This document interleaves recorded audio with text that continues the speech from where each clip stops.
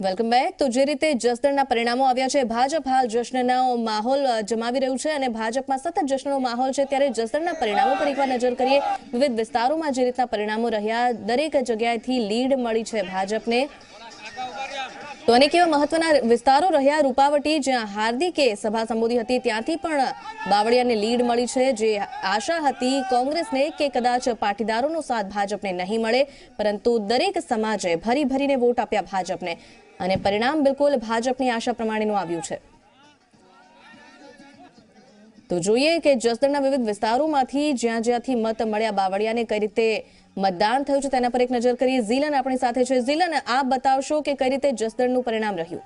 जी बिल्कुल नुपुर, शुरुआतથી જ આપણે જોતા હતા કે જેમ જેમ એક રાઉન્ડનું કાઉન્ટિંગ જે આગળ વધી રહ્યું હતું, તમામ રાઉન્ડની અંદર કુંવરજી બાવળિયા આગળ રહ્યા હતા અને છેવટે તેમની જીત થઈ છે। જનાદેશ જે છે તે અમે આપને સતત બતાવી રહ્યા છીએ, આંકડાઓ દ્વારા પણ અમે આપને સતત બતાવી રહ્યા છીએ। કુંવરજી બાવળિયા 90,262 મતોથી જીત્યા છે। અવસર નાક્યાને 70,283 મત મળ્યા છે। નોટામાં પણ કેટલાક મતો પડ્યા છે। નોટા ની અંદર 2,146 જેટલા મતો પડ્યા છે। એટલે આમ કહી શકાય કે એક સારી એવી લીડ સાથે કુંવરજી બાવળિયાએ અહીં જીત મેળવી લીધી છે। કુંવરજી બાવળિયા 90,262 મત મેળવી અને અહીં વિજય બન્યા છે। તો આખી જે આ જીત છે, ત્યારબાદ વિધાનસભાની જે બેઠકોની સ્થિતિ છે તેની પણ વાત કરી લઈએ। તે અમે આપને બતાવી રહ્યા છે। હવે ભાજપ 100ના આંકડા ઉપર, જે 3 ડિજિટ જે કહી શકાય, એમાં હવે ભાજપ પહોંચી ગયું છે। ભાજપની હવે 100 સીટો છે, કોંગ્રેસની 77 બેઠકો છે। આ ઉપરાંત બીજા પક્ષોની વાત કરીએ, બીટીડીની 2 બેઠક, અપક્ષની પણ 2 બેઠક અને એનસીપીની 1 બેઠક છે। એટલે કે જે મેજિક ફિગર કહી શકાય, 100નો આંકડો ભાજપે હવે મેળવી લીધો છે। વિધાનસભાની આ સ્થિતિ અમે આપને બતાવી રહ્યા છે। હવે ભાજપની અહીં જીત થઈ, તો આ જીતના મુખ્ય કારણો શું રહ્યા તેની પણ વાત કરીશું। જસદણની અંદર જે ભાજપે જીત મેળવી છે તેમાં વ્યક્તિગત રીતે માઇક્રો પ્લાનિંગ જે અહીં કરવામાં આવ્યું હતું, કુંવરજી બાવળિયાએ જે અહીં દરેક વિસ્તારોની અંદર ફરી અને જે કામ કર્યું હતું, આ સાથે સાથે કાર્યકર્તાઓએ પણ અહીં બૂથ લેવલે જે કામ કર્યું, માઇક્રો પ્લાનિંગ ભાજપનું અહીં સફળ રહ્યું છે। કુંવરજી બાવળિયાની લોકપ્રિયતા અહીં હાવી થઈ, કારણ કે એમને ગ્રાસરૂટ લેવલ પર રહી અને આટલા વર્ષો સુધી જે તેમને કામ કર્યું છે, તેમની લોકપ્રિયતા આ જે જીતની ઉપર હાવી રહી છે। મંત્રી પદે હોવાથી આ વિસ્તારના કામ જલ્દી થશે તેવી અહીંના લોકોને આશા છે, કારણ કે હવે કુંવરજી બાવળિયા મંત્રી છે।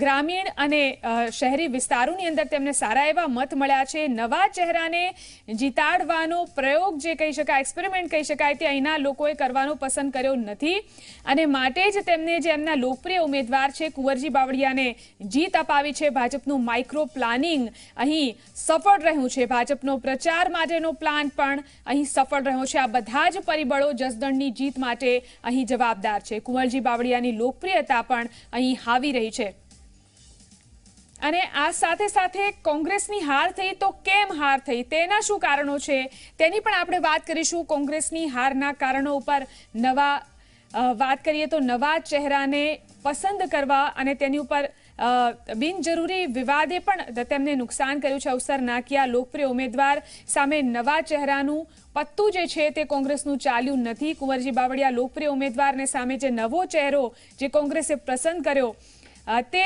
ચાલ્યું નથી। સત્તાધીન ન હોવાનું નુકસાન પણ કોંગ્રેસને થયું છે અને અહીં ઘણા વર્ષોથી કોંગ્રેસની સત્તા નથી, તેનું નુકસાન પણ કોંગ્રેસને થયું છે।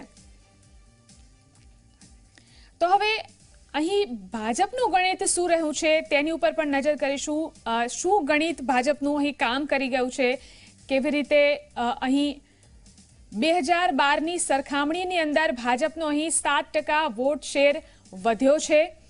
તો કમળાપુરની અંદર બાવળિયાને 2,141 જેટલા મત મળ્યા છે। દિનેશ બામણિયા, ભરત બોગરાનું ગામ છે કમળાપુર, ત્યાં આગળથી પણ કુંવરજી બાવળિયાને વધુ મત મળ્યા છે। અમરાપુર કે જે નાકિયા અનુગઢ છે, ત્યાં આગળ 425 જ મત મળ્યા। રૂપાવટી નાકિયાને માત્ર 251 જ મત મળ્યા છે। રૂપાવટીમાં હાર્દિક પટેલ પ્રચાર કરવા માટે, સભા સંબોધવા માટે ગયો હતો।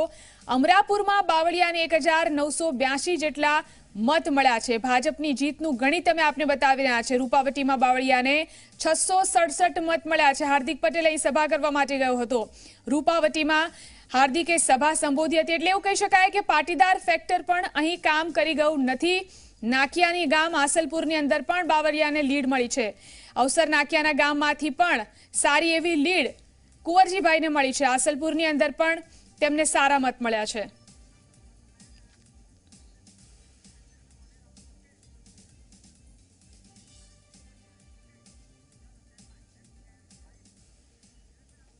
તો બિલકુલથી આ બધા જ જે ફેક્ટર્સ છે તે જસદણની જીતની અંદર અસર કરી ગયા છે. વધુ જાણકારી માટે, વધુ સમાચારો માટે જઈશું નુપુરની પાસે. નુપુર. બિલકુલ.